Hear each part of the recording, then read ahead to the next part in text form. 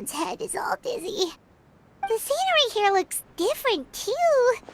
What should we do, Traveler? Please don't tell Paimon someone abducted us and brought us to some strange place that we could never leave.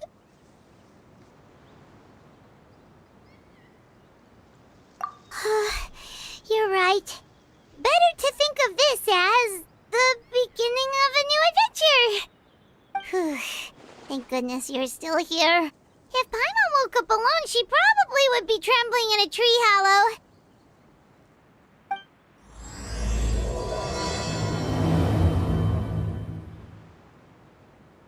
Let's follow this path for now. We might be able to meet someone and figure out what this place is all about.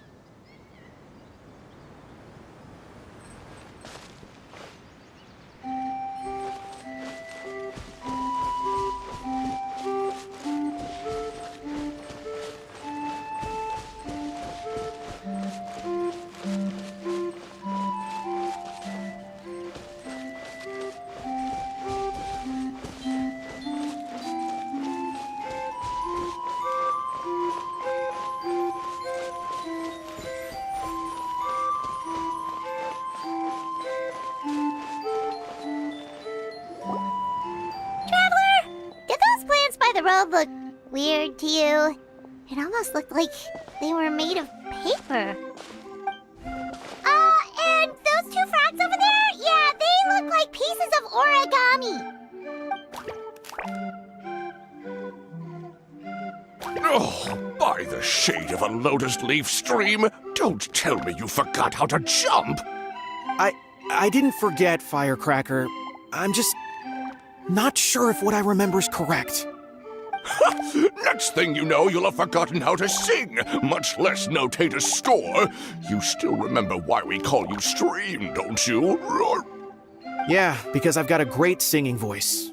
Although these days, name seems more ironic than anything. Not just a great voice, one that evokes the gentleness of early morning dewdrops flowing into a spring. So cheer up and make the jump over. If you're still unsure, just use that roll of magic thread. I won't laugh, I promise. Now, don't tell me you've forgotten how to use that as well. I haven't forgotten everything, Firecracker. Your name, for instance. It's kind of hard to forget that you're named after your fiery temper. Now do me a favor and pipe down for a second. I'll be right over.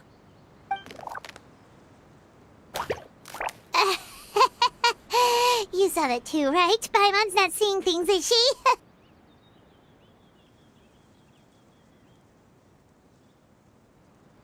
This place is getting more confusing by the second. Anyway, why don't we go after those two frogs? They didn't look evil or anything. Plus, they might be able to help us out.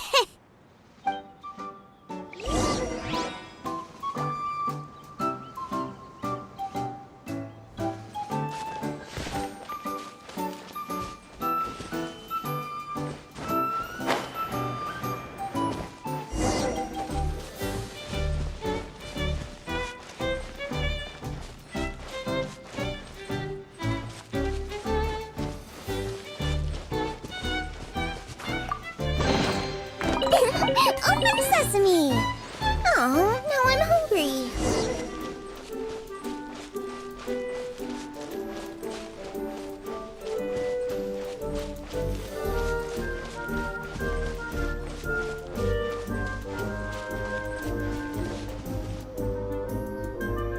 Guess we're not catching up to those frogs.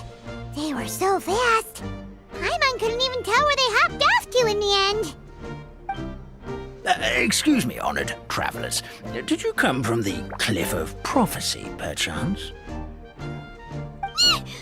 The chubby paper hamster just talked! Chubby? Who are you calling chubby? I've just got a slightly thicker layer of paper on me, that's all. Allow me to introduce myself. My name is Armand, and I'm an elder of the Forest of Blessings. I've been waiting here for the hero of prophecy to arrive. Traveler, could you pinch Paimon just to make sure she's not still dreaming? Pinching, you say? Well, I can help with that. Although you'll have to get a little closer. My Arms are rather short. That's alright. We just need a minute to collect ourselves. Okay, let's think things through. We know for sure this isn't the world we're familiar with. The talking paper animals and all the paper trees and plants make that pretty clear. The hero from another world, supported by their companions, shall restore peace to the world. That is what the prophecy says.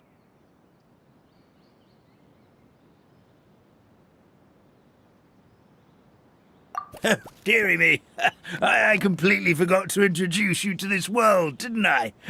And here I am, getting all excited by the arrival of the hero.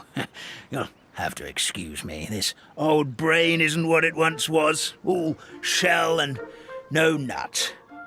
Oh well, perhaps my once glossy paper has faded past the point of no return. It's okay, really. You can just tell us all about this world now. Let me think. Where should I even begin? Pretty much forgotten everything that happened in the past. Right. I believe the story circulating along the pulp of this forest goes as follows. A long time ago, 3 goddesses created this world and named it Simulanka. The goddess of creation, who presides over matter and magic, created the mountains and rivers and gave us life.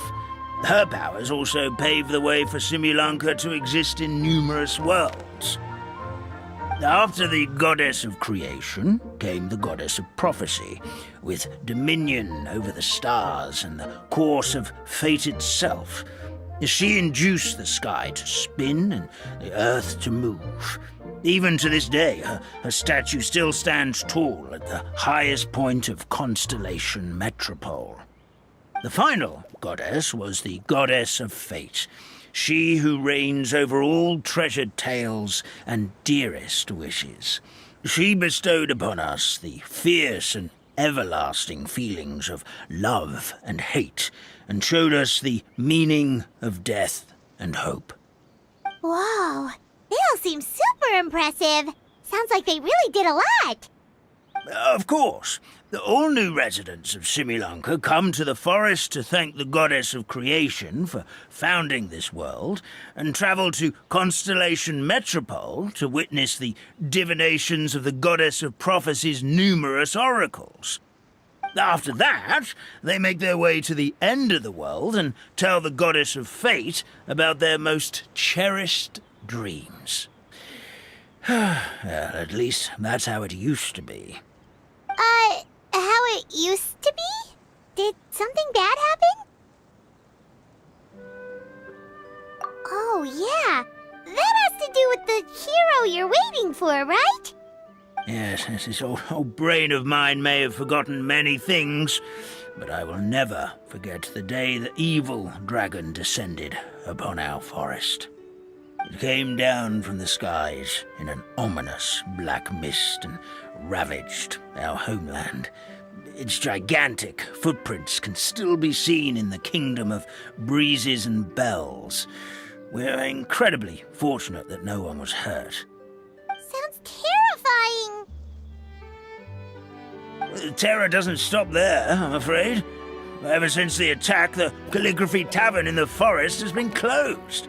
No one knows why, but it's a catastrophe of the highest order for us, forest dwellers.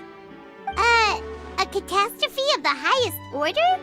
All because a tavern closed? If we were talking about Mondstadt here, Paimon might understand, but is it really all that serious? Good. Goddess of creation above. We'd take even the greatest flood over the closure of the tavern. Wet paper will dry out with time. Fallen trees can be restored. But the Calligraphy Tavern is the only source of the magic tonic that sustains all creatures in the forest. Magic what? Magic tonic. It was gifted to the forest by the goddess of creation herself. A special potion that helps us maintain our vitality.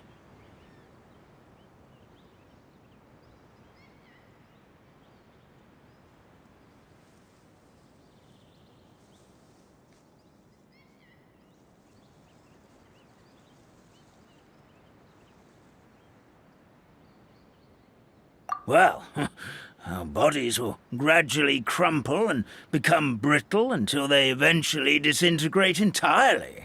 Our colors will fade and we'll start to lose our memory until we can't even remember our own names. But wait, Grandpa Almond, does that mean you've already... Oh, I'm afraid so. The color has all but completely faded from my paper. To be honest, all I really remember is that I'm supposed to wait here for the hero of prophecy. But I've already forgotten who gave me that order to begin with. Then we've got to act fast! How can we help? Oh, brave Pixie. May the goddess of fate reward you and your friend for your kindness. Could it be you're the heroes I've been waiting for all along? Not sure how we know that. Plus, we can't even remember how we got here, so it's not looking too promising.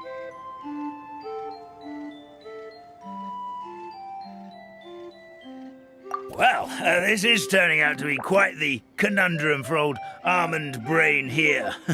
The prophecy never mentioned anything like that. For now, why don't you come with me to the Hut of Blessings? Our forest fairy lives there. Maybe she'll know what to do. Whoa, a forest fairy? Like one that knows magic? Oh, you betcha. She's prophesied to join the hero on their journey. Well, then she sounds like exactly the kind of person we need. Please lead the way, Grandpa Almond.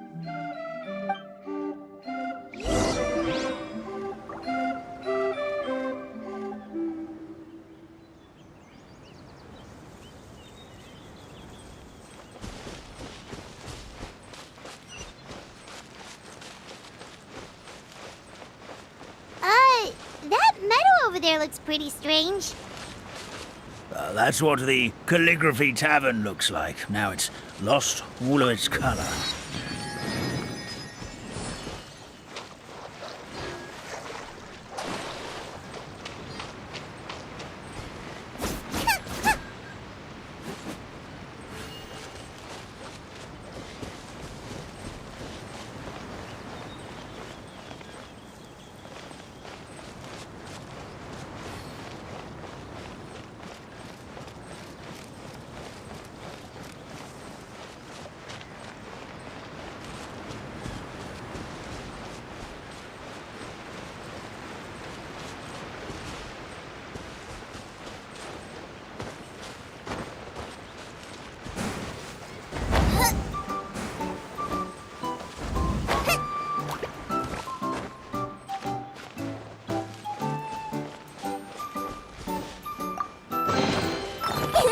Open sesame! Oh, now I'm hungry.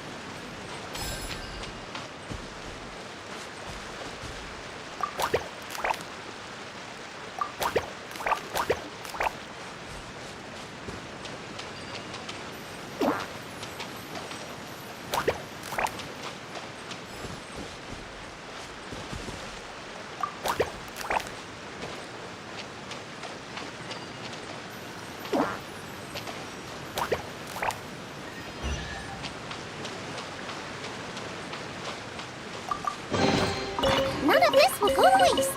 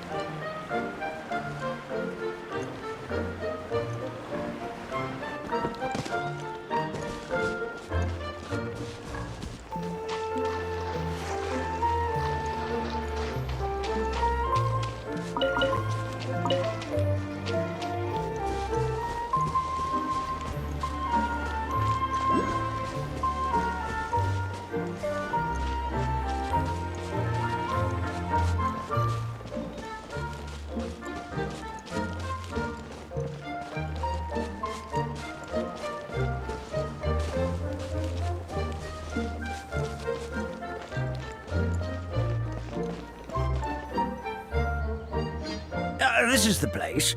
If you could just wait a moment, the fairy should be... Traveler! Paimon! Paimon knows that voice! It's really you! I'm so happy to see you!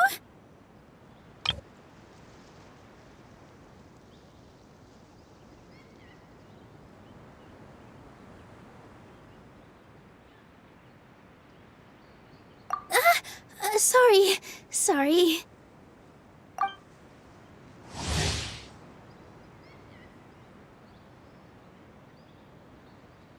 So Nilu is the forest fairy?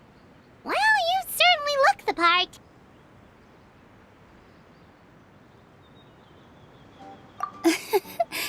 Thank you. To be honest, I'm still getting used to it. It's the weirdest thing. I remember I was reading a book at the Grand Bazaar, and then I guess I must have fallen asleep at some point because, well, then I woke up just like this. And in my dream, someone spoke to me. They said, "You are the fairy of the Forest of Blessings. Now go, save the forest with your magic." At first, I thought this whole world was just part of the dream, but no matter how hard I tried, I couldn't seem to wake up. I couldn't find anyone I knew from the real world either. Sounds similar to what happened with us. We also have no idea how we got here. Anyway, sorry for my reaction back there. I got a bit too excited when I saw you two. It's okay, we totally understand.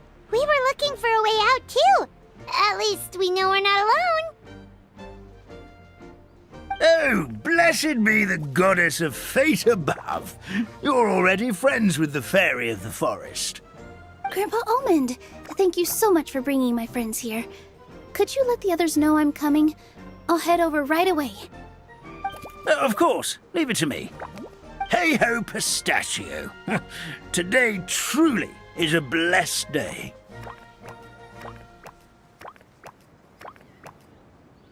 Wow, Nilu. Looks like you made short work of getting to know the locals.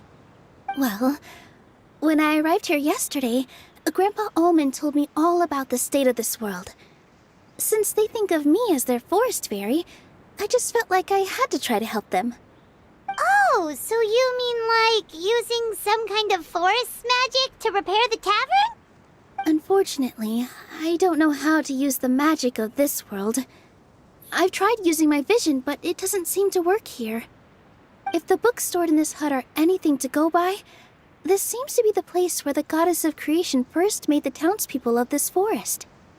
She folded the pages of books into small origami animals, gave them life with her magic, and with time, that's how the Forest of Blessings took shape. Maybe one of the books here could teach us how to use magic. I read them all, but only found one reference to magic. The incantation, Abracadabra means to create what I say. This is a world made up of words, where fantastical powers can be wielded by all. Okay, so basically everyone in this world can use magic? That's nice, but still kind of vague. Yeah, from the other books I read, it seems like this goddess really likes to play fast and loose with the details. So, what should we do now? Didn't you say you were going somewhere, Nilu? Oh, yes. I was going to help some of the other residents of the forest. They've been busy making preparations to reopen the tavern, so I thought I could help out. Got it! Guess we should just focus on what we can do for now. This whole thing is making me pretty nervous, actually. It's like I've been pushed on stage without being taught the choreography. Since I'm already wearing the costume, though, I might as well try to play the part. It's what a professional dancer would do. And who knows? Maybe I'll find my own magic along the way. All I can do is try, right? At least you're optimistic. Thank you. Then let's go.